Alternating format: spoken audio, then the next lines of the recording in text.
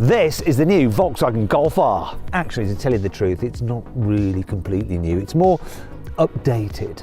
Basically, Golf fanboys call this model the Mark 8.5.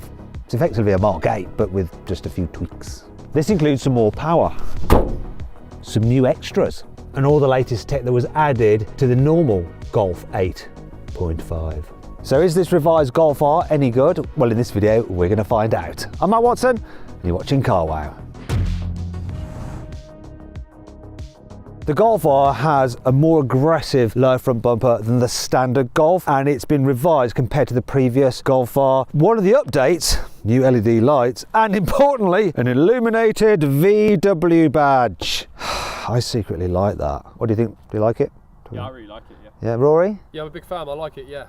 We all like that. Okay, move down the side. Oh yeah, look, air vents there, real, which is good. Alloy wheels start at 18 inches, rising to 19s, and you get these lovely blue calipers, which you don't get on a standard Golf. Moving down the side, you've got your satin door mirrors, you've got your R badging, you've got your side skirts, just like on the previous Golf R, to tell you the truth. Moving to the back, you have some new tail lights. Nice diffuse lighting effect there, and a redesigned bumper, and obviously it's more aggressive and sportier looking than the standard Golfs, and it's even got a fake diffuser. My favourite thing, quad tailpipes. This is a bit of a small stick of truth, but they are completely real.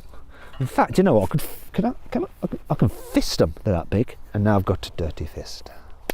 Great. Let's check it out on the inside. Over a normal Golf, the R benefits from a sports leather steering wheel with blue stitching, blue accents and an R badge and some large paddle shifters. You also have this unique metallic-ish trim. It's plastic, but it looks metallic-y trim here on the dash, so you can upgrade to carbon. You also get blue ambient lighting, and here on the door you have some more of that metallic trim and some suede feeling material. Obviously it's not real suede, it's man-made material. You also have some more of that on the R Sport seats there, quite like the pattern on them, and they're body hugging, and you've got some blue stitching here. You've also got blue stitching on the centre armrest, and you've got blue stitching on the floor mats, plus some aluminium pedals, and you even get special R rev counter as well. There's also some R specific performance gauges. However, you could get all that on the previous Golf R. So what's new in this one? It's that bigger infotainment screen like you get on the normal 8.5 Golf. Bigger than before, graphics a bit better, processor's a bit faster, but it's still not the zippiest. Look, there's a bit of lag here and there, and I do find it a little bit confusing. Now, as part of this new screen, you now have temperature controls which are backlit, so you can actually see where they are at night. Though, once again, everything is controlled pretty much through the screen, all that climate control, and it's a real pain, so you have to bring up the climate mode like that, and then you control it all through there rather than using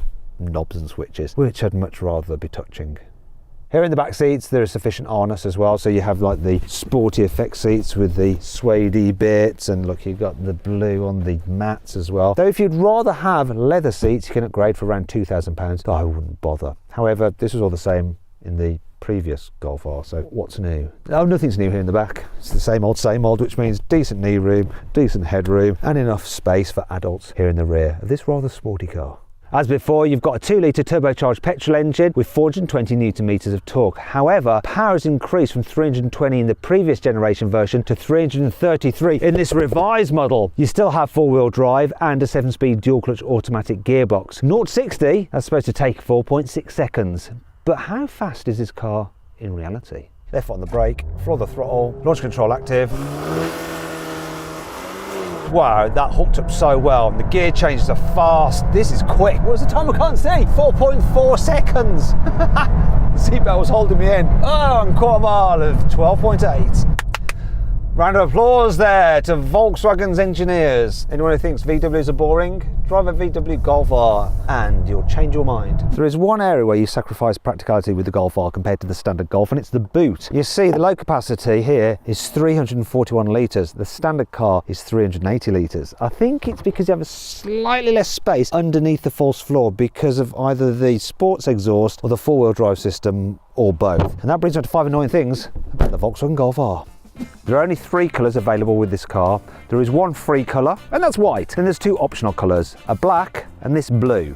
I don't like the way that Volkswagen has made the curtain, side and centre airbags optional on this car. Costs about 300 quid. Really, they should be standard, and I think they should just add that cost automatically to the cost of the car. It won't change people's buying choices, and it will mean everybody's Golf R is as safe as it can possibly be. Imagine if you didn't select that option, you had a crash and someone died. The touch-sensitive buttons on the steering wheel are really annoying if you like to hold the steering wheel like a racing driver, like you're likely to when you're driving a little bit quickly. But you can occasionally just like brush the heated steering wheel or that button there as you're driving like that, or the volume button. And look, I've just activated that. I've activated the steering wheel heating, and I didn't mean to. Just didn't mean to. Even though this is supposed to be a real driver's car, when you have the gearbox in manual mode, like I've got now, it will still auto change up. Look. That shouldn't happen in manual mode. It should allow you to ping it off the limiter. You should be fully in control in manual mode. It's not all negative though. Here's 5 good things about this car. For an extra £1,100, you can upgrade to some 19-inch lightweight forged alloy wheels, and they save you 8 kilograms, and that's really important because the lighter your wheels, the more agile and comfortable the car will feel. It's a bit like the difference between wearing walking boots like I've got on, or lightweight running shoes like Lewis. He's just more agile, look at that. Impressive, eh? For an extra £700, you can fit the optional adaptive dampers, which have 1, 2, 3, 4, 5, 6, 7, 8, 9, 10, 11, 12, 13, 14, 15 different grades of stiffness. Now they're actually really, really good because you can make the car feel ultra comfortable or more sporty, 15 different levels of that. Plus, what I really like is that on the steering wheel here, you have an R button. So rather than having to press this to bring up the modes and then swipe on the screen like in some other cars, oh, sorry. You can just cycle through like that, look, da, da, da, da, da, without having to take your eyes off the road, which is how it should be.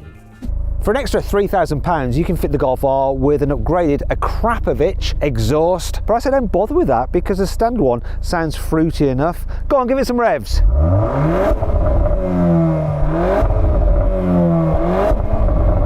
Plus, there is no soft limiter. You can rev it all the way to the red line while stationary. Hooligan! And I've been talking about all these options, but you do get adaptive cruise control as standard, like you don't on, oh, wait a minute. Oh. One series. Sorry. This car has a drift mode, and to engage it, I go into modes, I go into race, then access drift, activate. Now it sets the car up to allow it to oversteer, but I think it controls some of it using its stability control system. It could feel weird. Apparently, just floor the throttle and let it do its thing. Yeah, I can really feel it like monitoring the power. That's interesting. So you can't really control it as such. But it's definitely leirier than a Golf would normally be. It's making me feel sick. Ugh. Do you know what I'm going to do? I'm actually going to come out of that. I'm going to race mode, but I am going to turn off the stability control completely and see if that's actually better for sliding around. Okay, deactivate. Right, let me just try this now. See if this is better.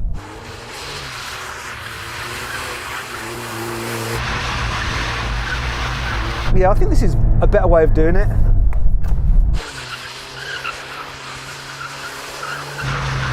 I think there's probably quite a lot of understeer going on, but still. Whee!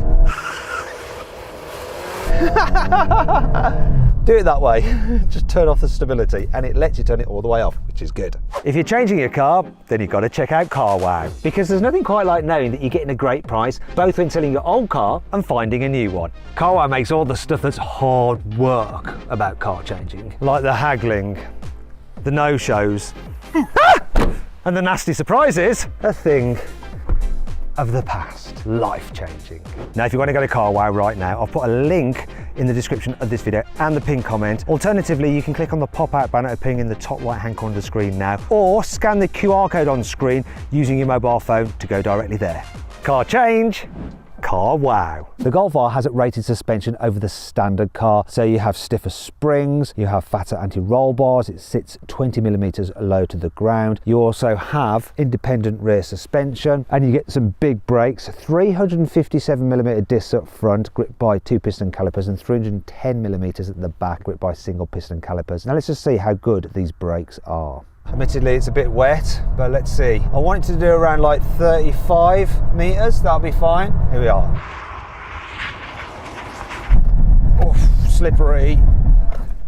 Let's see what it did. 35 meters, that's actually really good considering the conditions.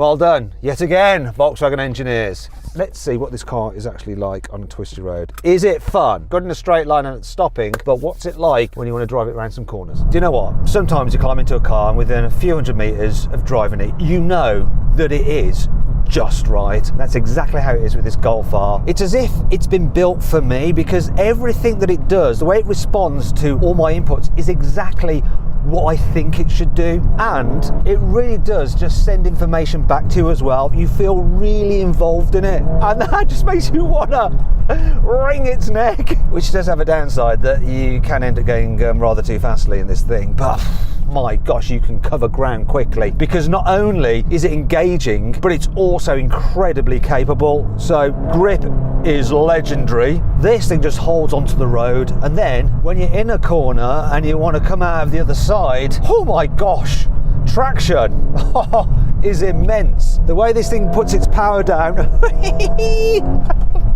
it's so good. Oh wow. And unlike some other like four-wheel drive hot hatches, which can feel front-wheel drive, this one you can sense the power going to the rear and it pushing you out of a turn. Do you know what? It feels so much nicer being pushed than pulled.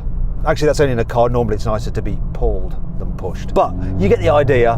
And then there's the engine, which absolutely rips. Really makes you want to rev it all the way to the red line. And the good thing is the brakes, so much feel that you can really control your braking. Got to give a special mention to the suspension as well. So I've got this adaptive setup in race mode at the moment, and normally with race mode you'd end up getting like bounced about all over the place, but this, while it keeps the car nice and flat in the bends, it still is able to deal with the bumps. In fact, the way it deals with bumps reminds me a little bit of a snow leopard, like cruising down a rough mountainside, chasing its prey and just kind of managing all the imperfections. That was the worst analogy ever, but I said it because I'm hoping that the editors will show a quick clip of a snow leopard, because they're kind of cool.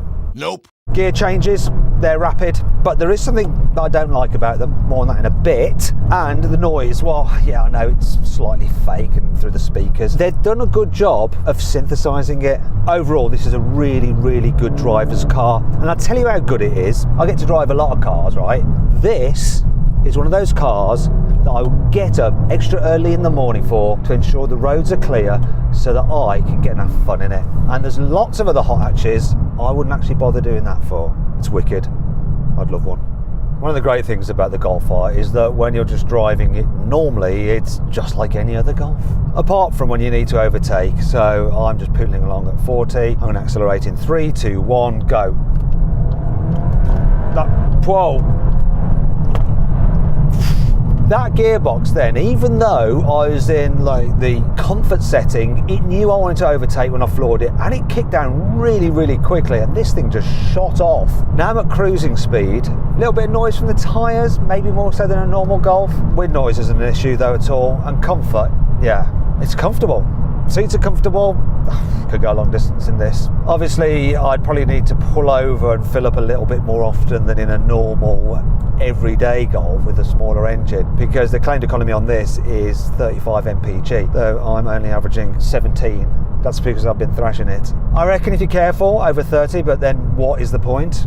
Thrash it, enjoy it, you deserve it. So then, what's my final verdict on the new Volkswagen Golf R? Should you avoid it? Should you consider it? Forget all of that. You know the verdict already, don't you? Yes, if you're after a hatchback that's practical and is hugely good fun, you should go right ahead and buy the new Volkswagen Golf R. I want it. I hope you enjoyed the video. If you did, give it a like. Let me know what you think of it in the comments below. Click on the video windows for some more videos, and on the CarWow logo to see how much you can save on your next car. Thanks for watching.